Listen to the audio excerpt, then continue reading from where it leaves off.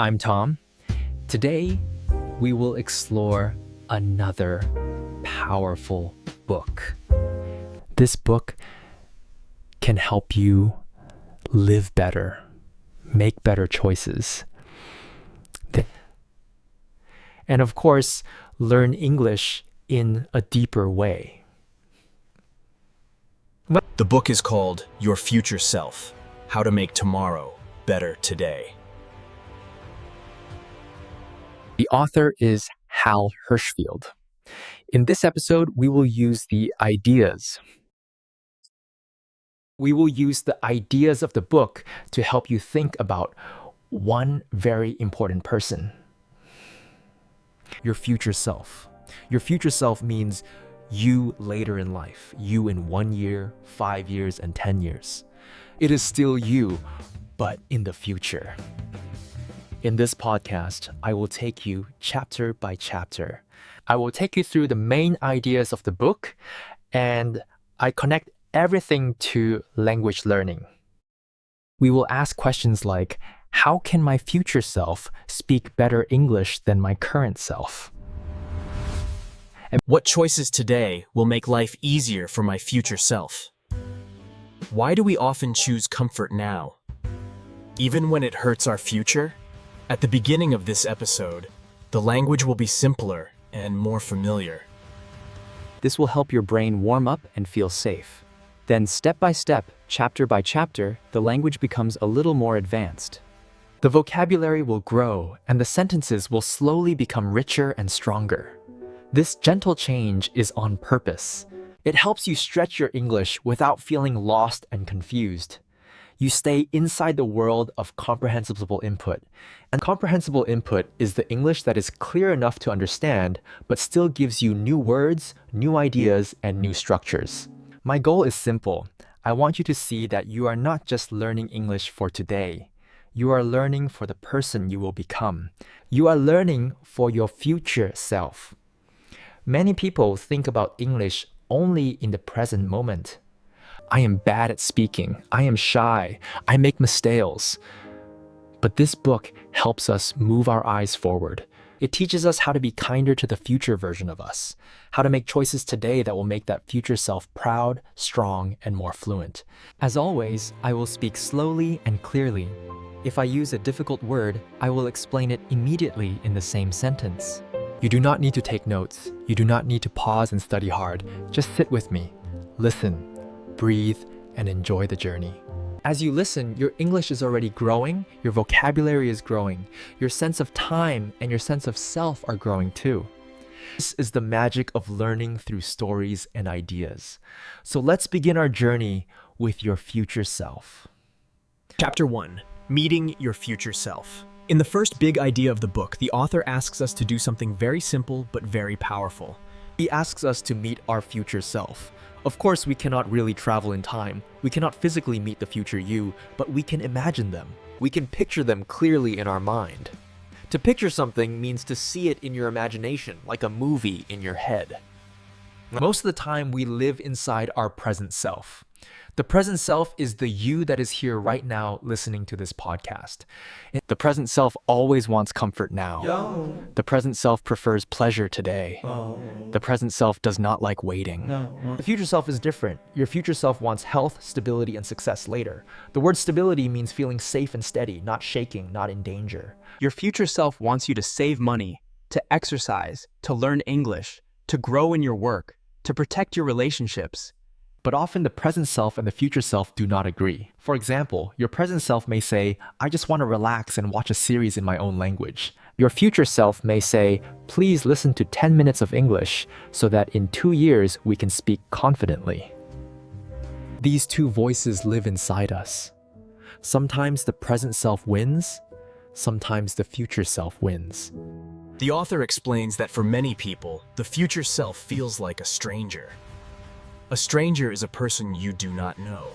When your future self feels like a stranger, it is hard to care about them.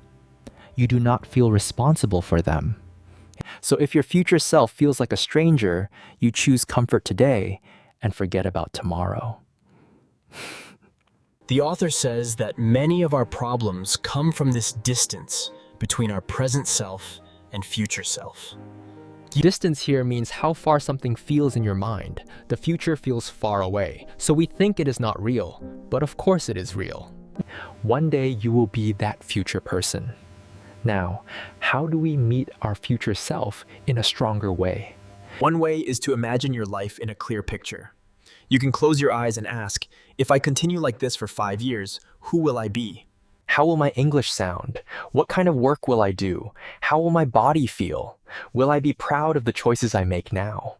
This kind of imagination is called mental time travel. Mental means in the mind, and time travel means going to another time. So mental time travel means visiting the future in your imagination.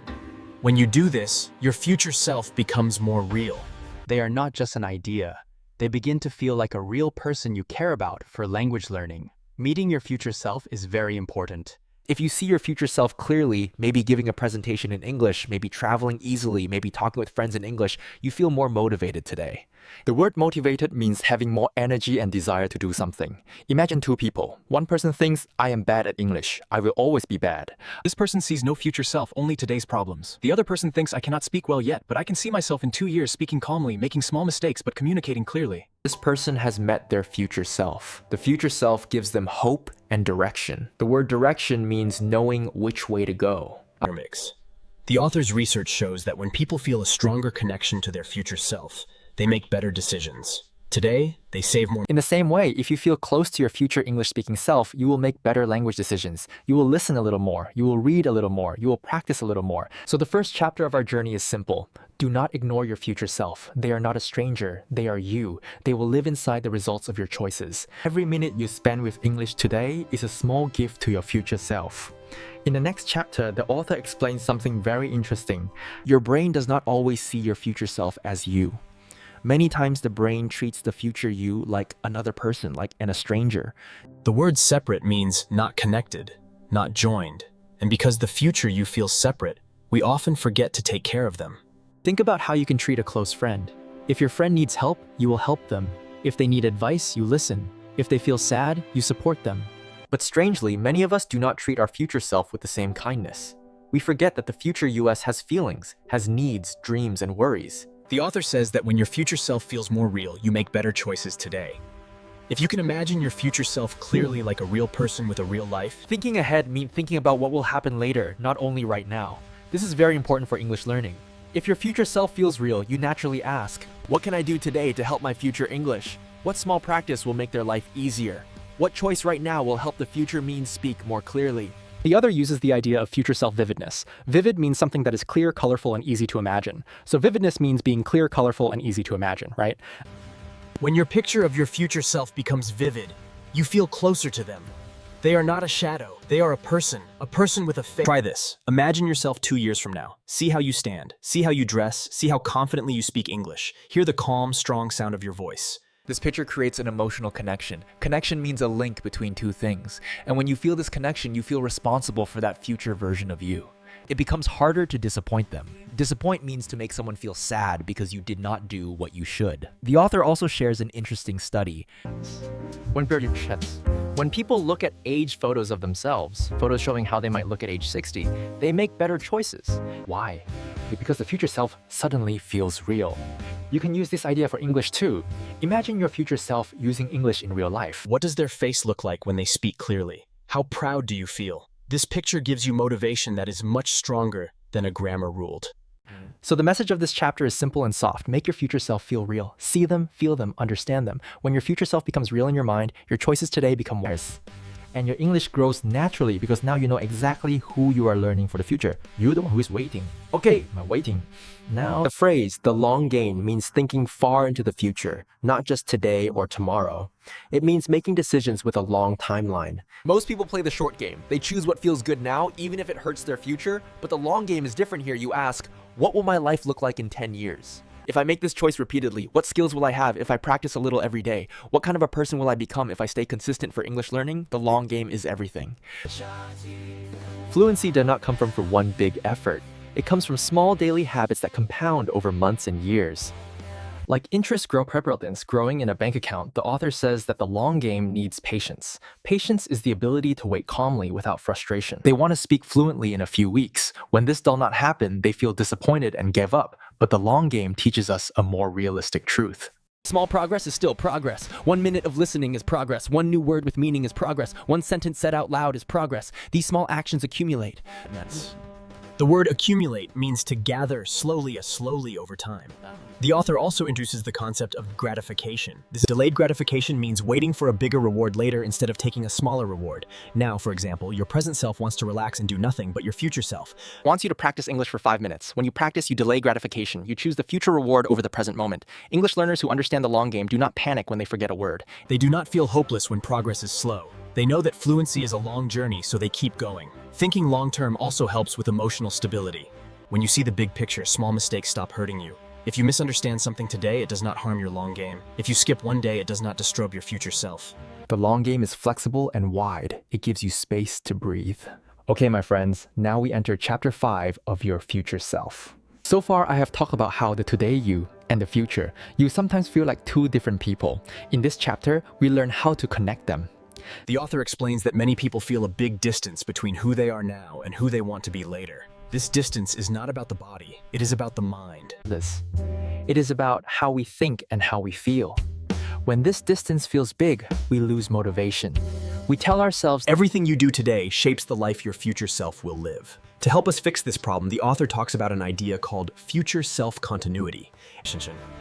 For Red, the word continuity means a smooth, connected line, something that does not break. Future self-continuity. when this feeling is as strong, your choices today help your future. When this is weak, you choose easy comfort now and ignore tomorrow. So how do we make this connection stronger? One simple way is visualization. Visualization means using your imagination, using your thoughts to see clear pictures in your mind. When you imagine this clearly, your brain starts treating that future self like a real person who needs your help. Imagine this moment.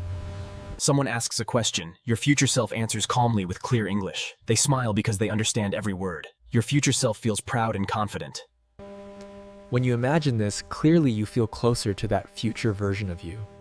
And when you feel close to them, you naturally want to help them. Just think of small actions that show care. For example, listening to 2 minutes of English today is like saying to your future self, I am helping you. Reading one short paragraph is like sending a message to your future self. I am building something better for you.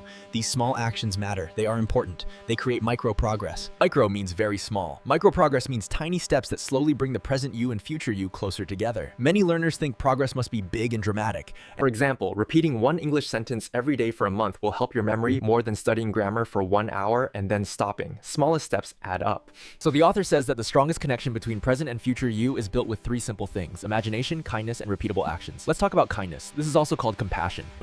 It means being gentle with your future self. Imagine your future self at the end of a long day. Your future self is tired. They need English to communicate. When you practice for even 1 minute today, you are helping them. You are giving them strength. Imagine your future self. Your future self needs English to communicate. When you practice for even 1 minute today, you are helping your future self. You are giving them strength. So the message of this chapter is simple and soft. Your future self is not far away. You can reach them through imagination.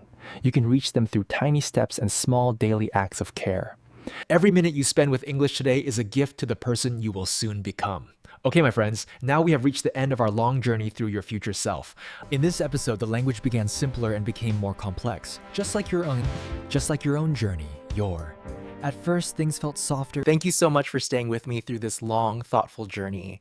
Thank you for listening slowly and with an open heart. Thank you for choosing to grow.